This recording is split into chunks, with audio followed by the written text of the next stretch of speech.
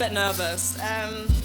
This is a really big moment for me. I'm quite new to spoken word, and I guess I started getting into it pre-pandemic. Like, I think I did my first open mic show literally February of 2020, and I was like, this is sick, I'm gonna do this all year, and then everything stopped.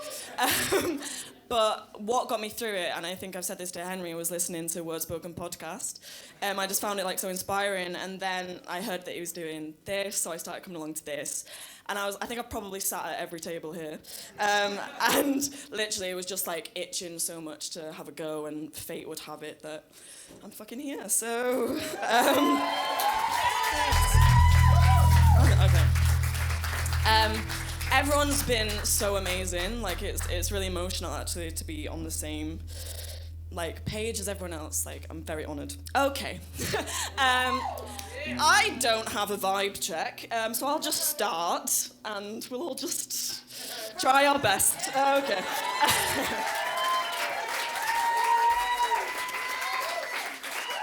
Okay. Friends from towns are settling down.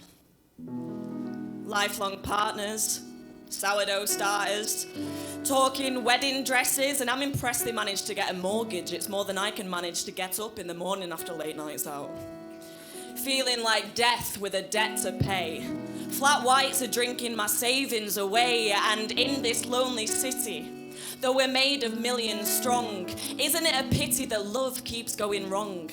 Passing ships in the night, desperate to make the right decisions, clinging to perfection in this mess that we call living. Chasing the dream in 1,000 various directions. I can't commit to sleep, let alone to deep connections. Call it self-protection. If it's not instant, it's not for me, unless of course I'm talking about my one-a-day coffee. You can keep your granules. I may not have much, but I'll always have standards. I'm wanting cool, Instagrammable spaces that famous names and faces implore I should check out. I'm decking out my rented pad with plants I can't keep satisfied. Hiding from responsibility with too little water or too much light, it's hard to get the balance right. These bricks, I'll never own. This house will never be my home, and it seems the only thing I can invest in is men with complex issues. For sure, let me try and fix yous. And it's frightening how solitude is tight in its grip. How quickly we can slip into filling up with things we lack, stuffing holes to hide the cracks. I'm playing invisible twister, and insufficiency is the spinner. I'm here, I'm there, I'm everywhere, and then I'm racing home for dinner, and by that, I mean my tea. My God, this city will take it all from me, including my northern identity.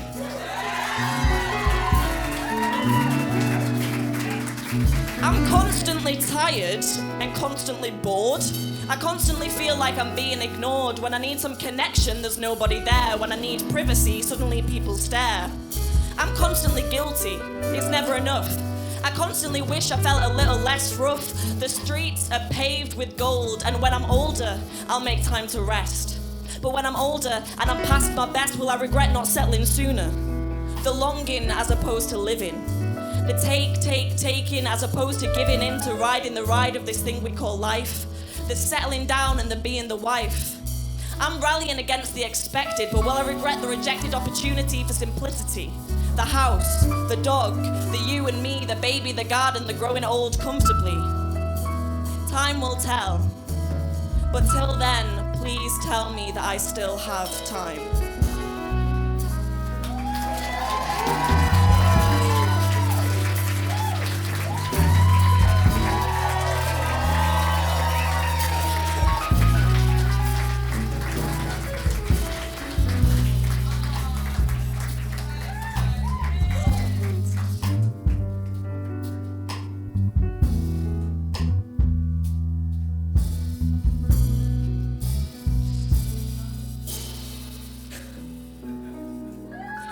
Thanks.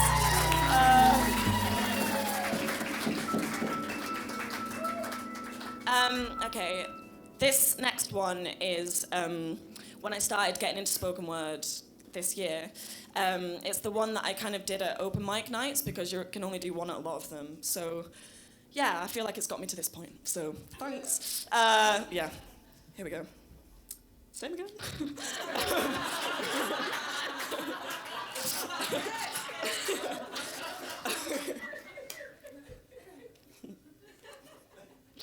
Oh, it's hot. Okay. It's more than a yes or a no.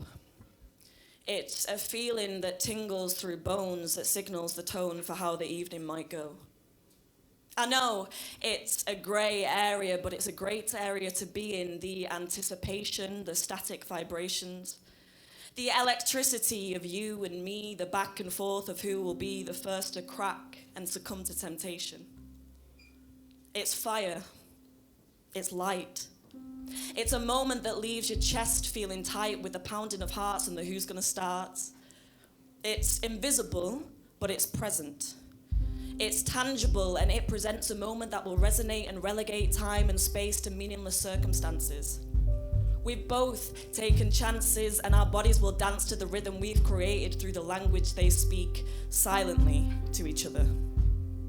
It's more than an utter of yes or no. It's the quiet untold. It's the energy we hold. I can say yes, but my stance might say no. I can say yes, but might really want you to go. I know it's confusing and fuck, it's frustrating. And I can't tell you how many times I've ended up hating myself and making myself go along with situations I'm not entirely comfortable with. Because I worry how no might be received. It's so much easier for me to people please. Appeasing comes easily to me. It's my safe space because I have seen the alternative. I've had to alter my behavior due to ulterior learning. I've had to educate myself in your unspoken yearning. If I can read the unwritten, why aren't you observing the subtleties I'm trying to suggest? The no my body screams as you start to undress. I know I should just say no, but sometimes there's nowhere for that no to go. I know how that no might quickly unfold. I know how that no might lead you to scold with accusations and unwanted confrontations, and so I resignate myself to a place of placation.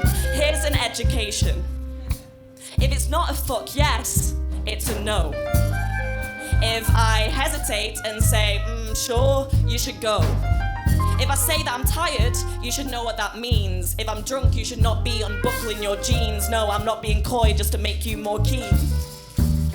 No will always mean no, but yes is complex.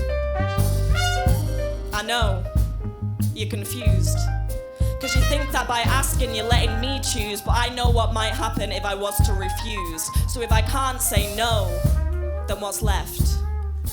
If I can't say no, is that a yes?